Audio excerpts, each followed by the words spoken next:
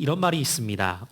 그 사람의 성격을 알려면 오락을 해보면 알 수 있고, 그 사람의 인격을 알려면 돈 거래를 해보면 알 수 있으며, 그 사람의 믿음을 알려면 고난과 위기의 때를 보면 알 수 있다. 우리는 지금 코로나19라고 하는 이 상황 속에서 어쩌면 이 위기와 어려움의 때가 우리의 믿음을 확인하는 시간이 될 수 있습니다. 바라기는 이 위기의 때를 통해서 퇴보하는 불신앙의 믿음이 아닌 전진하는 참신앙의 믿음이 되시기를 예수님의 이름으로 축복합니다. 그런 의미에서 우리의 영혼을 격려하며 다짐하는 결단의 마음을 가지고 한번 고백하시겠습니다. 전진하는 참신앙이 됩시다. 이 아침에도 이와 같은 믿음의 결단으로 주의 말씀을 듣기 원합니다. 경고 시리즈 4번째 시간입니다. 오늘 이 아침에는 성령을 모욕하지 말라라는 말씀의 제목으로 하나님의 말씀을 증거하도록 하겠습니다. 맥스 루케이드 목사님께서 쓰신 책 가운데에서 예수가 선택한 십자가라는 제목의 책이 있습니다. 이 책의 한 대목을 여러분들에게 읽어드릴 텐데, 여러분들께서 이 얘기를 들으시면서 내가 지금 그 갈보리 산에 있다는 생각을 한번 해보시면서 상상하며 이 내용을 들어보셨으면 좋겠습니다. 갈보리 언덕에 서보라. 십자가의 나뭇결을 손가락으로 매만져 보고 못 끝으로 당신의 손목을 지그시 눌러보라. 그분의 아픔에 귀 기울여 보라. 군병들이 뱉은 침이 나의 옷에 튄다. 가시의 뾰족한 끝이 내 머리를 찌른다. 대못이 내 손목을 뚫고 들어온다. 쾅, 쾅, 쾅.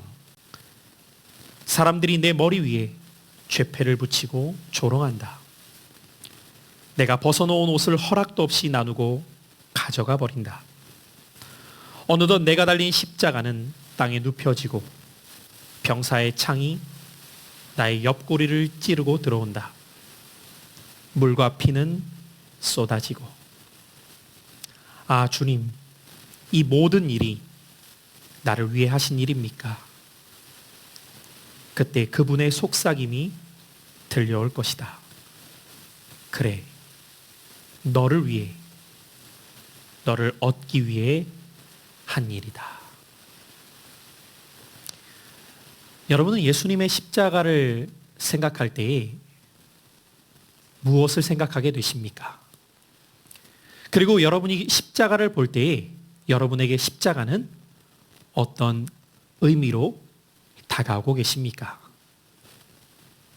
칼 바르트라고 하는 신학자는 십자가를 바라볼 때에 이렇게 고백합니다. 나는 십자가를 바라볼 때마다 내 2개의 얼굴을 발견하게 된다. 먼저 내가 죽을 수밖에 없는 죄인임을 발견하게 된다. 내가 얼마나 죽을 수밖에 없는 죄인이었으면 하나님은 그 아들까지 희생시키면서까지 나를 대속해야만 했겠는가. 그래서 나는 십자가만 쳐다보면 숙연해진다. 그러나 다른 한편으로는 십자가를 바라보면 나는 나의 값을 발견하게 된다. 나의 값이 얼마나 귀하면 하나님은 아들을 죽이면서까지 나를 살리려 하셨겠는가. 그래서 나는 십자가를 바라볼 때마다 한없이 죄송한 마음과 기쁨의 마음을 동시에 갖게 된다. 그런가 하면 하비스트 크리스천 펠로우십 담임 목회를 하시는 그렉 롤이라는 목사님은 제자도 죽어야 다시 사는 길이라는 그분의 책에서 십자가를 바라볼 때 알 수 있는 3가지를 이렇게 말하고 있습니다. 첫째, 십자가는 인간의 죄악이 얼마나 심각한가를 생생하게 보여준다. 둘째, 십자가를 통해 저항할 수 없는 하나님의 사랑을 알게 된다. 셋째, 십자가에서 구원의 유일한 길을 보게 된다. 이처럼 예수 그리스도의 십자가를 바라보게 될 때에 저마다 그 십자가의 의미를 생각하게 되고 그 십자가의 의미를 알게 되는 순간 예수 그리스도를 따를 수밖에 없는 고백을 하고 있습니다. 사랑하는 성도 여러분, 우리의 신앙의 여정이 흔들리지 않는 여정이 되려면 우리가 믿음 안에서 끝까지 이 길을 걸어가기 위해서는 내게 십자가가 어떠한 의미인가를 기억해야 됩니다. 여러분에게 누군가가 당신에게는 십자가가 어떤 의미입니까? 라고 물으신다면 여러분은 그 십자가의 의미를 어떻게 표현하시겠습니까? 오늘 이 아침 자신의 믿음이 흔들리고 있는 분이 계신다면 십자가를 바라보십시오. 오늘 이 아침 하나님이 주신 은혜가 점점 사라지고 있다면 십자가를 바라보십시오. 그리고 오늘 이 아침 내가 주님을 따르는 것이 힘들다고 생각되는 분이 있다면 주님의 십자가를 바라보시기를 바랍니다. 그때 우리는 내가 왜 예수를 믿으며 내가 왜 예수를 따라야 하는지, 그 어떠한 고난과 역경과 박해 속에서도 왜 내가 끝까지 예수님을 따라야만 하는가를 알게 될 것입니다. 오늘 우리가 함께 읽었던 이 히브리서의 말씀은 몇 주 동안 여러분들과 함께 살펴가며 말씀을 드렸다시피 고난받고 있었던 그리스도인들 가운데 많은 이들이 그 고난 중에서 흔들리게 됩니다. 박해 가운데에서 믿음을 지켜나가는 것이 힘들어서 믿음을 포기하고 싶은 마음 가운데에 갈등하고 있습니다. 그런 그들에게 어떤 복음이 들려져야 되는 것일까요? 어떤 위로가 필요한 것일까요? 그리고 그들의 믿음을 붙잡아 줄 수 있는 것은 무엇이 그들의 믿음을 붙잡아 줄 수 있는 것일까요? 히브리서 기자는 고난과 박해 중에 있는 그들을 향해 복잡하고 어려운 신학적인 표현을 하고 있는 것이 아니라 단순하지만 매우 분명한 말씀을 그들에게 전해주고 있습니다. 예수를 바라보라. 그리고 그 예수를 바라보라는 의미 속에서는 예수의 십자가의 의미가 무엇인지, 그 십자가가 무엇을 이루셨는지, 그리고 그 십자가를 통해서 우리가 어떤 삶을 살아갈 수 있게 되었는가를 바라보라고 말씀해주고 있는 것이죠. 특별히 히브리서의 수신인들은 유대교에서 기독교로 개종한 자들이었습니다. 그들은 유대교를 믿고 따르다가 복음을 듣고 예수 그리스도를 영접하며 이제는 내가 일생 동안 예수님을 믿고 따라야지 라고 결단하고 세례를 받았던 사람들이었습니다. 그러나 그들에게는 감당 못할 고난과 박해가 찾아오게 되었고 그로 인해서 배교하는 자들도 생겨나기 시작하였던 것이죠. 그런 그들에게 히브리서 기자는 예수 그리스도를 바라보며 그분의 십자가가 이루신 사건이 무엇인가를 기억할 수 있도록 오늘 말씀을 우리에게 들려주고 있습니다. 특별히 오늘 우리가 함께 읽었던 히브리서 10장 19절 이하의 말씀은 19절을 이렇게 시작하고 있습니다. 그러므로. 여러분, 이 그러므로라고 하는 표현은 앞에 어떠한 이야기를 이어가다가 결론적으로 이들에게 들려주고자 하는 말씀이에요. 오늘 우리가 이 본문의 말씀을 이해하려면 8장 1절부터 이어진 내용이 무엇인가를 우리가 잠시 생각해 보아야 되는데, 히브리서 8장 1절부터 히브리서 기자는 새 언약의 대제사장이신 예수님께서 단번에 그리고 완전한 희생 제사를 드리심으로 어떠한 일을 이루어 주셨는가를 히브리서 수신자들에게 들려주고 있습니다. 이들은 유대인들이었습니다. 구약의 예법을 따라 살아가고 있었던 자들입니다. 그들을 향해 히브리서 기자는 구약의 예법이 무엇이었는가를 그들에게 이야기하며 그 예법 가운데 그들이 지켜오고 있었던 것을 예수님께서 어떻게 완성하셨는가를 희생 제사의 내용을 통해 가르쳐주고 있는 것입니다. 특별히 8장 1절 이하의 내용을 우리가 살펴가다 보면 구약의 대제사장이 행해왔던 일들을 언급합니다. 지난주에도 잠시 여러분들에게 말씀을 드렸던 것처럼 이스라엘 백성들은 1년에 한 번씩 대속죄일이라고 부르는 날을 통하여서 제사장과 백성의 모든 죄를 대신해요. 대제사장이 1년에 단 한 차례 지성소에 들어가는 날이 있다고 말씀을 드렸습니다.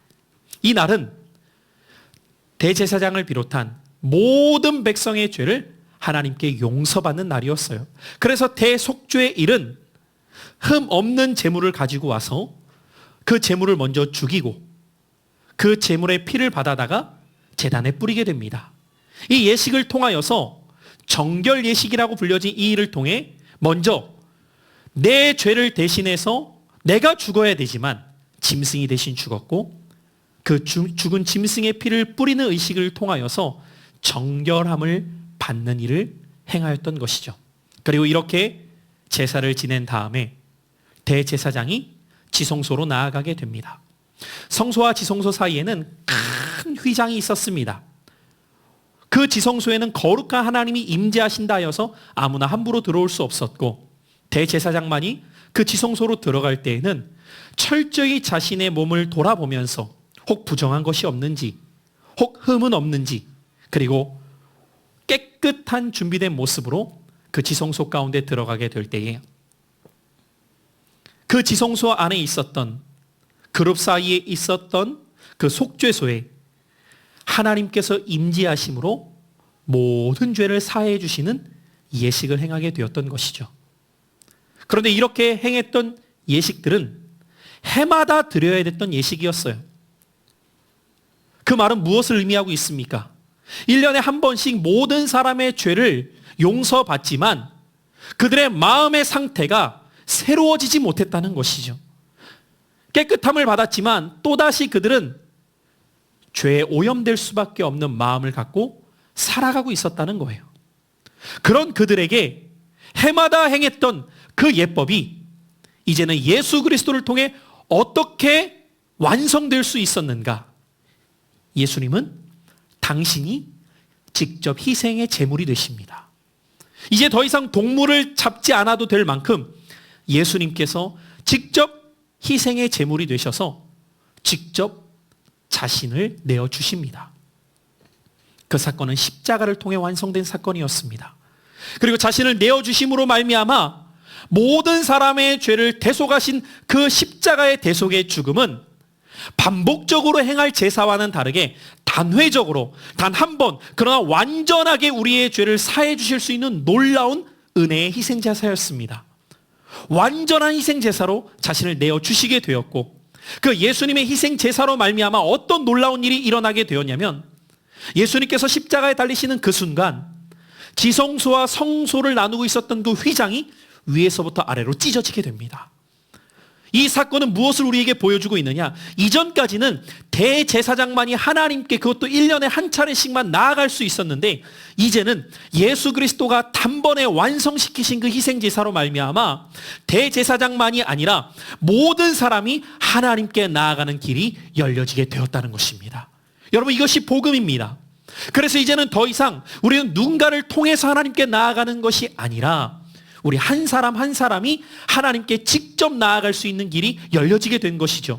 사랑하는 성도 여러분, 우리가 오늘 이 아침에도 이렇게 함께 하나님 앞에 예배할 수 있는 것은 예수 그리스도의 완전한 희생제사가 있었기에 가능함을 믿으시기를 바랍니다. 그분의 희생제사가 아니었다면 우리는 지금 누구도 하나님 앞에 이렇게 나올 수 없어요. 아니 나오게 되더라도 우리는 죽게 됩니다.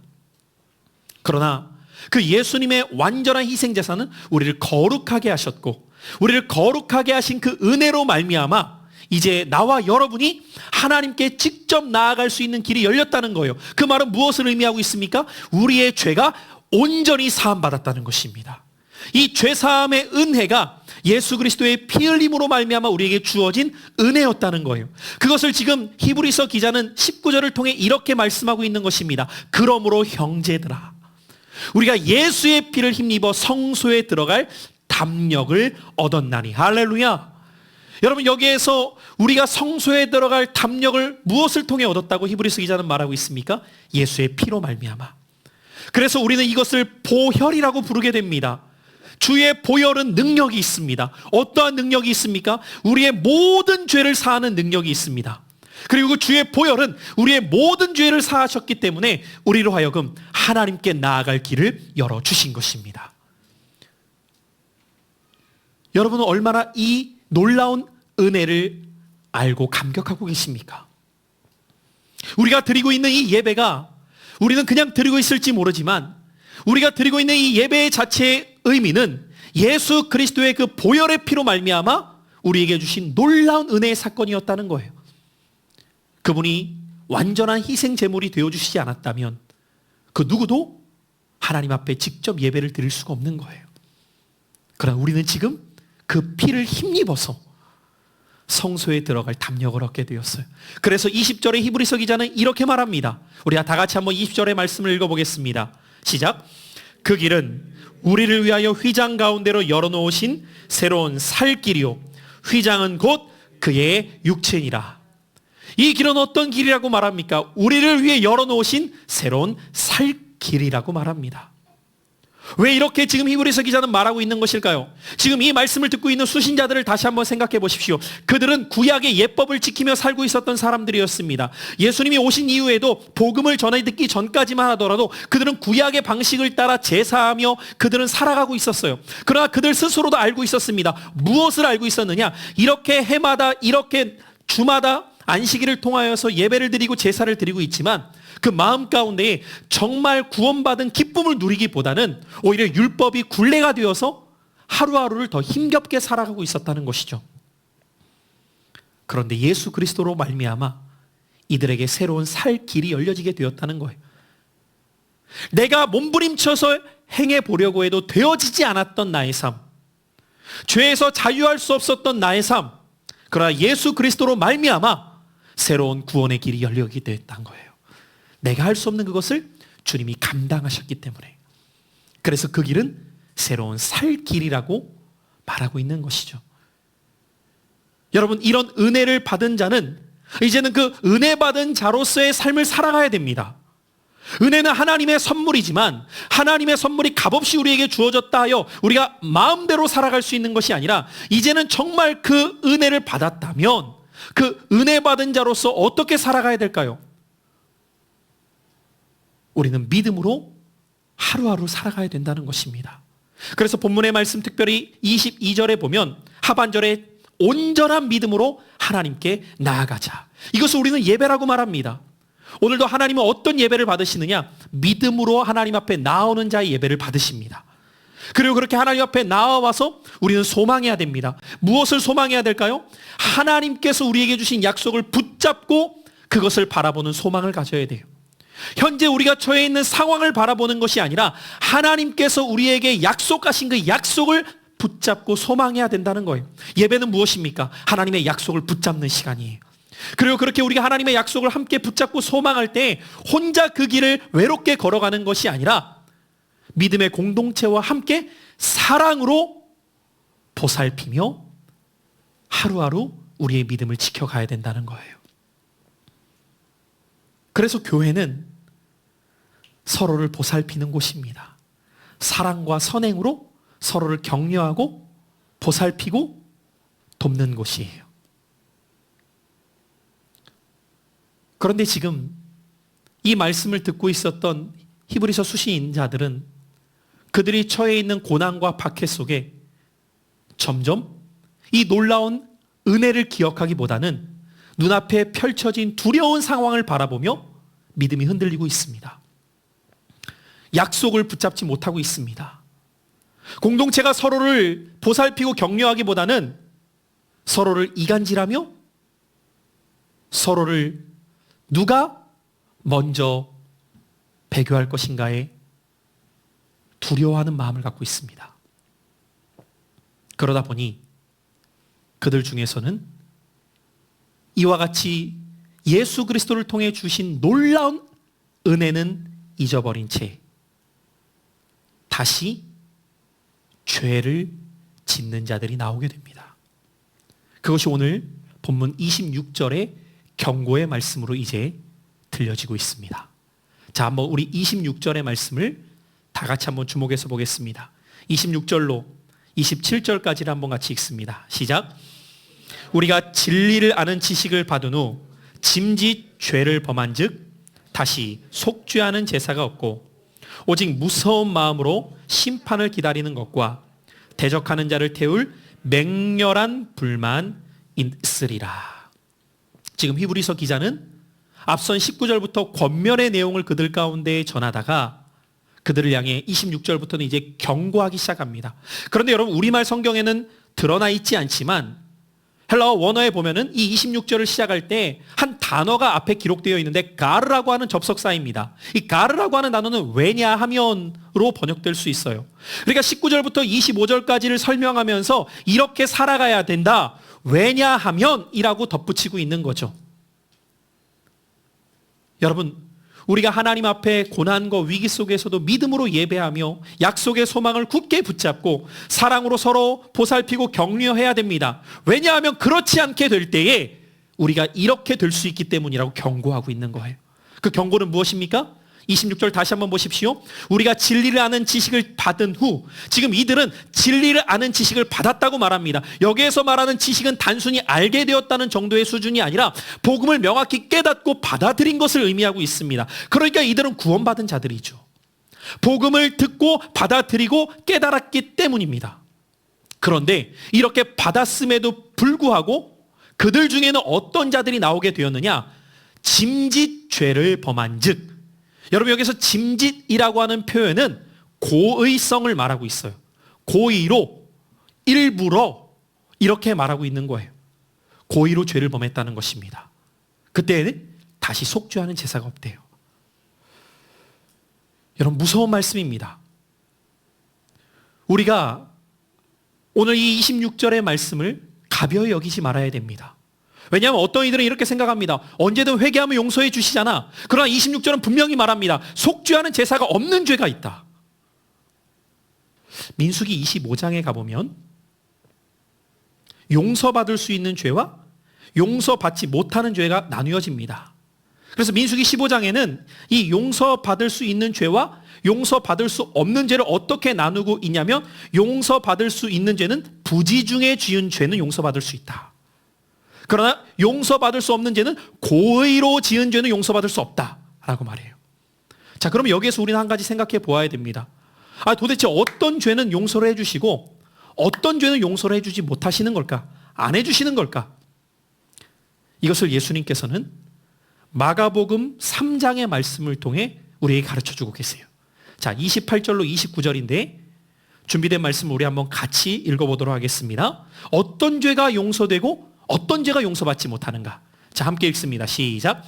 내가 진실로 너희에게 이르노니 사람의 모든 죄와 모든 모독하는 일은 사하심을 얻되 누구든지 성령을 모독하는 자는 영원히 사하심을 얻지 못하고 영원한 죄가 되느니라 하시니. 여러분, 이 말씀 주목해서 보십시오. 예수님께서 하신 말씀이에요. 용서받을 수 있는 죄가 있고 절대로 용서받지 못하는 죄가 있다. 자, 그럼 여쭤보겠습니다. 용서받지 못하는 죄를 무슨 죄라고 말하고 계십니까? 성령을 모독하는 자입니다. 자, 그렇다면 오늘 히브리서 기자도 이 말씀을 지금 전해주면서 26절의 말씀을 통해 사하심을 얻지 못한다라고 말할 때 예수님의 말씀과 연결지어서 우리가 생각해 본다면 어떠한 죄는 결코 사함받지 못한다고 말하고 있는 것입니까? 성령을 모욕하는 죄입니다. 오늘 말씀의 제목이 무엇이었습니까? 성령을 모욕하지 말라입니다. 자, 그러면 여기에서 우리가 한 걸음 더 나아가서 생각해 보아야 됩니다. 그렇다면 도대체 성령을 모욕한다는 것은 어떤 모습일까? 여러분, 성령을 모욕한다. 그럼 여러분, 모욕이라는 단어를 한번 생각해 보십시오. 우리가 어떤 물체를 향해서는 모욕이라는 표현을 쓰진 않습니다. 우리가 어떤 대상을 향해 모욕이라는 표현을 사용합니까? 인격의 대상을 향해서 모욕이라는 표현을 씁니다. 그 말은 성령님은 인격이시라는 거예요. 여러분, 의자에게 아무리 욕설을 퍼부어 보십시오. 의자가 기분 상해합니까? 상해하지 않아요. 왜요? 인격이 없기 때문입니다. 그러나 사람에게는 인격이 있기 때문에 그를 모욕할 때 기분이 상하게 되죠. 자, 그렇다면 성령은 인격이신데 성령을 모욕한다는 것은 구체적으로 어떤 모습으로 나타나게 되는가를 우리가 이 아침 바로 알아야 우리가 절대로 성령을 모욕하는 삶을 살지 않을 수 있다는 것이죠. 특별히 이 말씀을 여러분들이 오늘 이해하시기 위해서는 성령께서 행하시는 일이 무엇인가를 아셔야 됩니다. 성령께서 행하시는 일을 일일이 열거하다 보면 너무 많기 때문에 간단하게 우리가 생각해 본다면 성령은 그리스도의 영으로 소개됩니다. 따라해 보시겠습니다. 성령은 그리스도의 영이십니다. 그렇다면 여러분, 성령께서 행하시는 가장 중요한 일은 무엇이냐면 그리스도께로 우리를 인도하시는 일을 하신다는 거예요. 성령님은 우리로 하여금 그리스도를 알게 하시고 그리스도를 믿게 하시고 그리스도를 따르게 하십니다. 그래서 누구든지 성령이 하시고서는 예수 그리스도를 구주와 주님으로 영접할 수가 없는 거예요. 여러분, 여러분이 예수님을 믿을 수 있는 것, 누가 그 일을 행하시는 것입니까? 성령님이 행하시는 것입니다. 그 어떠한 사람도 여러분에게 믿음을 줄 수 없습니다. 제가 지난주에도 어떤 목사님과 교제하는 가운데 우스운 말로 이런 농담을 좀 오가면서 이야기를 했어요. 제가 지난주에 누군가로부터 또 중매를 부탁받았어요. 연락을. 여기저기에서 종종 부탁을 받을 때가 있는데, 목사님, 정말 귀한 자매가 있는데 배우자를 놓고 10년째 기도 중이라는 거예요. 근데 아직까지 만나질 못했다는 거예요. 근데 목사님이 생각난다는 거예요. 그래서 목사님, 좋은 형제 있으면 소개 좀 시켜달라는 거예요. 그 얘기를 딱 듣는데 우리 교회에서는 떠올려 보니까 이게 마땅한 지금 나이대가 없는 거예요. 이 30대 초중반이 있어야 되는데 당장 이 싱글 30대 초중반이 안 보이는구나. 그러면서 가까이 계셨던 목사님하고 얘기를 하다가 그 목사님 교회에 30대 초중반이 한 명 남자가 있는 거예요. 한번 성사시켜 봅시다. 그러면서 여차여차 대화를 하다가 뭐라고 얘기를 했냐면, 근데 목사님, 전 참 이해가 안 되는 게 형제들이 조금만 지혜로우면, 아니 믿음만 가지면 좋은 자매가 이렇게 많은데 믿음을 갖지 않는다고. 너무 안타깝다고. 그런 이야기를 하다가 뭐라고 이야기를 했냐면, 결론이 뭐였냐면, 그래서 믿음은 억지로 안 돼요. 믿음은 하나님이 주신 선물이지, 아니 믿음을 가져보려고 한다고 믿음이 그냥 저절로 가져지면 얼마나 좋겠냐고. 근데 믿음은 내가 갖고 싶다고 해서 갖는 것도 아니고 성령님께서 믿음을 주셔야 믿음이 생긴다고. 여러분, 그렇습니다. 오늘 이 아침에도 이 가운데 있는 여러분 한 분 한 분 한번 돌아보십시오. 내가 믿으려고 해서 믿어집니까? 성경에 있는 말씀들이 내 이성으로 아무리 이해해 보려고 해도 이해되지 않는 말씀이 얼마나 많습니까? 그러나 성령께서 우리에게 믿음을 주실 때 이 말씀이 믿어지기 시작하는 거예요. 저는 오늘 이 아침에도 그런 믿음이 여러분에게 부어지는 은혜의 시간 되시기를 바랍니다. 내가 할 수 있는 것이 아니에요. 성령께서 믿으시게 하시는 거예요. 그래서 성령께서 이 말씀을 믿게 하시고 그리스도께서 나를 위해서 십자가에 달려 죽으심을 믿게 하시는 겁니다. 내가 눈으로 직접 보지 못했지만, 내가 그 시대에 살지 않았지만 예수 죽음이 내 죽음이구나, 예수 부활하심이 나를 위한 부활하심이구나, 내 부활이구나, 이것을 누가 믿게 하십니까? 성령님께서 믿게 하신다는 거예요. 그래서 성령님께서는 우리로 하여금 하나님이 우리의 아버지이심을 고백하게 하시는 겁니다. 누구든지 그리스도의 영이 없으면 그리스도의 사람이 아니라고 성경은 말합니다. 그리고 하나님이 그 아들의 영을 우리 마음 가운데 부어주사 아바, 아버지라 부르게 하시느니라. 할렐루야. 그러니까 여러분들, 성령님 우리에게 믿음을 주실 때 하나님의 아버지로 고백되지, 그렇지 않으면 아저씨로도 안 나오는 거예요. 왜? 안 믿어지니까. 이처럼 성령은 예수 그리스도의 보혈이 우리의 모든 죄를 사해 주셨고 그분을 믿는 자마다 구원을 얻어 영원한 천국에 이르게 된다는 믿음을 우리에게 갖게 하시는 겁니다. 그런데 보십시오, 여러분. 이 모든 일들을 성령께서 깨닫게 하셨어요. 깨닫게 하셨기 때문에 이제는 새 사람 되어서 빛 가운데 걸어가며 주님의 뜻 안에 살아야 되는데, 이 모든 사실을 깨달았음에도 불구하고 고의로 죄를 짓기 시작합니다.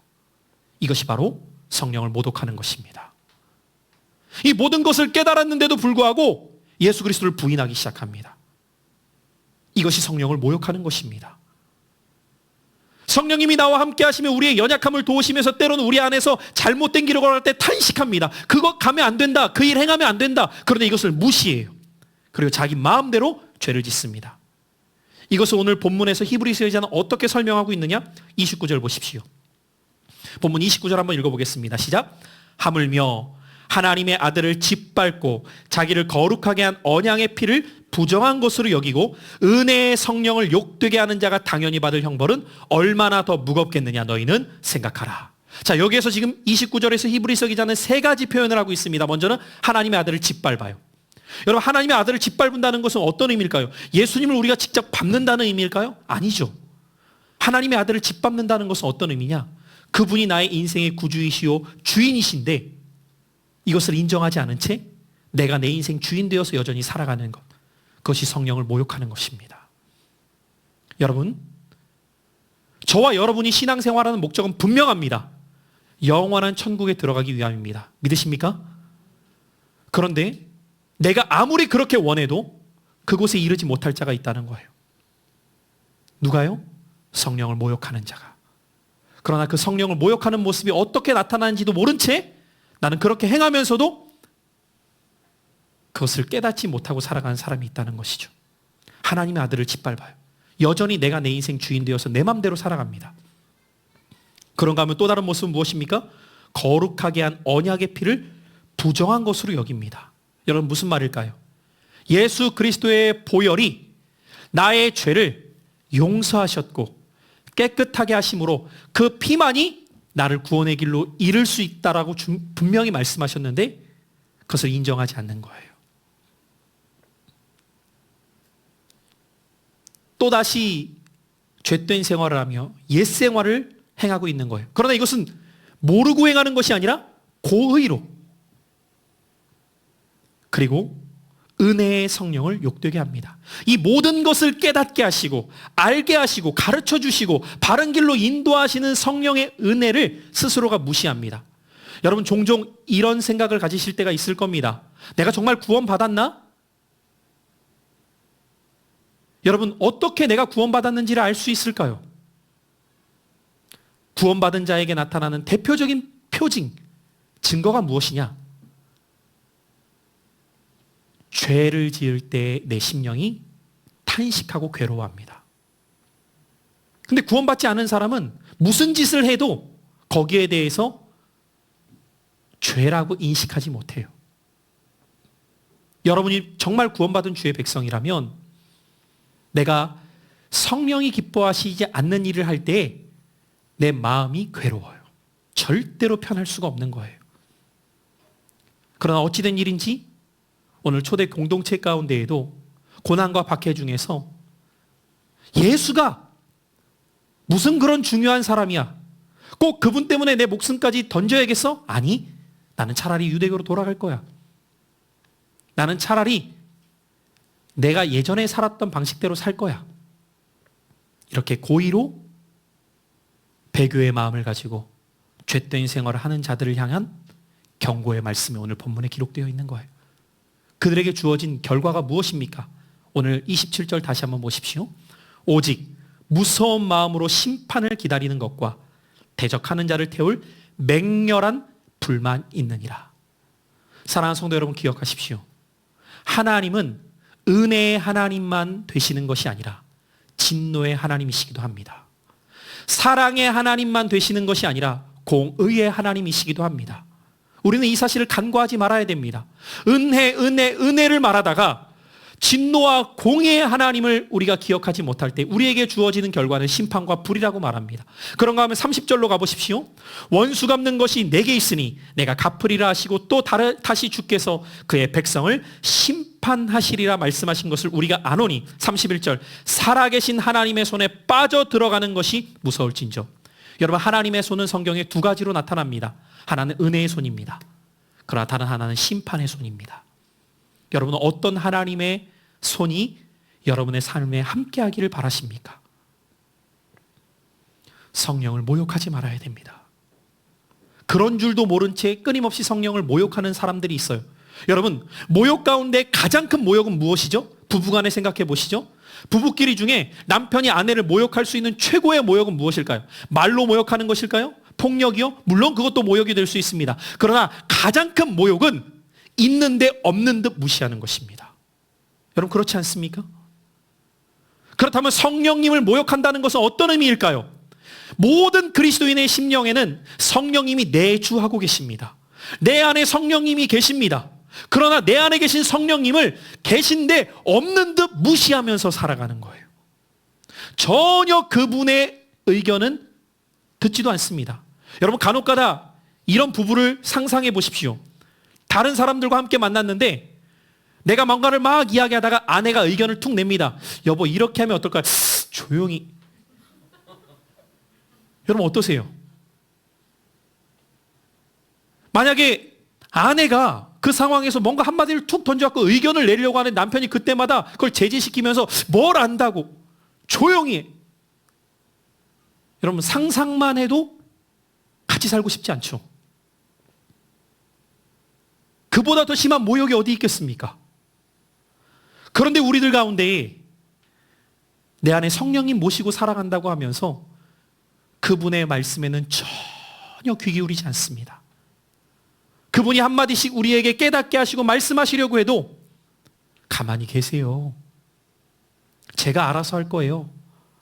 라는 삶의 태도를 갖고 살아가는 자들이 있다는 것이죠. 그것이 성령을 모욕하는 것입니다. 여러분, 성령을 모욕하는 죄는 왜 사하심을 얻지 못할까요? 그분이 우리를 구원의 길로 인도하시고 그분이 우리를 주님 뜻대로 살게 하시는데 그분을 모욕하는 자가 어떻게 그 구원의 은총을 누릴 수 있으며 그분을 모욕하는 자가 어떻게 저 영원한 하나님의 집에 이를 수 있겠습니까? 어찌 보면 여러분들 사하심을 얻지 못한다는 것은 하나님이 절대 그렇게 안 해줄 거야 라는 의미보다는 스스로가 그 길을 차단해버리는 것이죠. 스스로가 막아버리는 거예요. 그래서 우리는 오늘 이 말씀을 경고의 음성으로 귀 기울여 들어야 돼요. 기회가 있을 때에 돌이켜야 됩니다. 혹시 내 삶 가운데에서 나는 성령을 모욕한 부분이 없지 않은가? 혹시 성령을 모욕한 부분이 있다면 지금부터라도 내가 철저히 이 부분을 깨닫고 회개하며 내 인생에 성령의 인도하심을 따라 살아야겠구나. 그러나 고난과 박해가 찾아오게 될 때 우리는 받은 은혜보다는 성령의 인도하심보다는 나의 죄된 본성의 자아가 내 생각대로 내 마음대로 잘못된 길로 향하게 만들 때가 있다는 것이죠. 자, 그렇다면 오늘 결론적으로 우리는 어떻게 시험과 고난 앞에서 우리의 신앙을 끝까지 지켜나갈 수 있을까요? 오늘 히브리서 기자는 그것을 두 가지 측면에서 우리에게 말씀해 주고 있습니다. 첫째로 32절 같이 함께 읽습니다. 시작. 전날에 너희가 빛을 받은 후에 고난의 큰 싸움을 견디어낸 것을 생각하라. 같이 한번 따라해 보시겠습니다. 은혜를 기억해야 합니다. 오늘 여기서 생각하라는 단어는 기억하라. 기억하셔야 돼요. 십자가를 기억하십시오. 주께서 나에게 주신 은혜가 무엇인가를 기억하십시오. 그래서 전날에 너희가 빛을 받은 후에 고난의 큰 싸움을 견디어낸 그때를 기억하며 그 은혜를 붙잡고 지금도 승리하라는 겁니다. 여러분, 코로나19가 아닌 또 다른 위기와 어려움이 찾아온다 하더라도 은혜를 기억하고 붙잡는 자는 능히 이겨나갈 수 있어요. 그러나 은혜를 기억하지 못하고 붙잡지 못하는 사람은 지금 주어진 현 상황만을 보면서 흔들리게 됩니다. 저는 오늘 이 말씀을 준비하면서 우리 사랑하는 성도님들 한 분 한 분을 생각해 보며 우리 교회 공동체를 생각해 볼 때에 하나님, 우리 사랑하는 성도님들이 은혜를 잃어버리는 자가 아닌 날마다 예수의 십자가를 기억하며 살게 하소서. 올해 우리 교회의 표어가 무엇입니까? 예수로 충만한 것입니다. 예수로 충만하기 위해서 우리는 세 가지 목표를 삼았었습니다. 첫 번째가 무엇이었습니까? 예수를 경험하는 거예요. 그리고 예수를 경험했다면 내 삶 속에 예수를 고백하고 그 예수를 자랑하는 삶.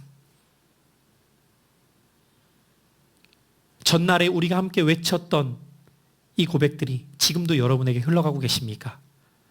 아니면 이미 전날에 외쳤던 고백들과 그 은혜들은 잃어버린 채 오늘만을 힘겨워하고 계십니까? 우리는 은혜를 기억해야 돼요. 그래서 예수 그리스도의 십자가를 바라볼 때마다 앞서 여러분들에게 소개해드렸던 글처럼 주님, 이 모든 것이 나 때문이셨습니까? 그때 주님은 우리에게 이렇게 말씀하실 거예요.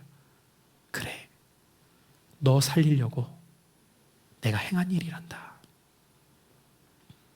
그 은혜를 우리가 기억하고 붙잡는다면 우리 어떤 상황 속에서도 떠밀려가는 것이 아니라 끝까지 주님을 따르게 될 것입니다. 그런가 하면 또 한 가지 히브리서 기자는 어떻게 우리가 고난과 박해 중에서도 끝까지 우리의 믿음을 지켜나갈 수 있느냐? 장차 주어질 상을 바라보라고 말합니다.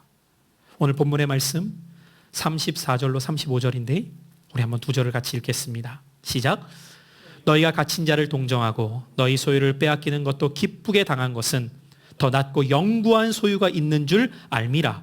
그러므로 너희 담대함을 버리지 말라. 이것이 큰 상을 얻게 하느니라. 그렇습니다, 여러분. 현재 우리에게 주어진 삶이 힘들어도 장차 우리에게 주어질 상이 얼마나 큰가를 바라볼 때 우리는 이겨나갈 수 있는 거예요. 그래서 히브리서 계속해서 이어지는 11장에 보면 믿음의 선진들의 삶을 우리에게 소개하며 그들은 주어질 상을 바라보았다고 말합니다.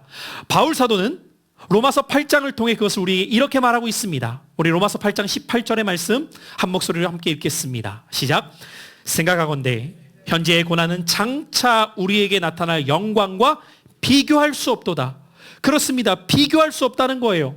현재의 고난은 지금 우리에게 주어질 영광과 비교할 수 없단다. 그러면 여러분들 고난 중에서 우리가 행해야 될 모습은 무엇이냐? 로마서 5장 3절로 4절의 말씀 우리 계속해서 읽겠습니다. 시작. 다만 이뿐 아니라 우리가 환난 중에도 즐거워하나니. 왜요? 이는 환난은 인내를, 인내는 연단을, 연단은 소망을 이루는 줄 알미로다. 할렐루야.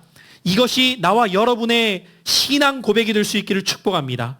그렇습니다. 주님, 환난 중에도 나는 즐거워하겠습니다. 왜냐하면 환난 중에 나는 인내를 배우고 인내함 가운데 나는 연단받아 그 연단 속에 결국 소망을 이루실 것을 알기 때문입니다. 여러분, 이것이 그리스도인의 삶입니다. 그래서 그리스도인은 환난이 없기를 기도하는 것이 아니라 환난 중에 기뻐할 수 있는 믿음을 기도해야 됩니다. 주님, 어려움이 있습니다. 그러나 그 속에서도 나를 구원하신 예수 그리스도의 그 놀라우신 은혜, 완전하고 단번에 이루신 그 희생 제물 되신 주님을 생각하며 십자가를 통해 완성하신 하나님께 나아갈 그 길을 열어주신 예수의 피를 힘입어서 오늘도 담대히 주 앞에 나아가 나는 믿음으로 예배합니다. 어떤 상황에도 나는 주를 예배합니다. 이렇게 고백할 수 있는 저와 여러분의 믿음이 될 수 있기를 소망합니다. 사랑하는 성도 여러분, 하나님의 경고하심을 우리가 가벼이 여기지 않기를 원합니다. 우리에게 주신 이 경고의 말씀들, 구원을 소홀히 여기지 않고 믿음에서 떠내려갈까 우리가 조심하며 미숙한 신앙에서 장성한 신앙으로 나아가야 하고 성령을 모욕하지 않는, 날마다 그 성령님을 인정하고 모시고 살아갈 수 있는 나와 여러분의 삶이 될 때에 장차 주 앞에 서게 되는 날, 우리는 그 영원한 하나님 나라에서 함께 기뻐할 것입니다. 이 은혜가 사랑하는 우리 온 성도님들에게 누려지는 은혜 되시기를 예수 그리스도 이름으로 축원합니다.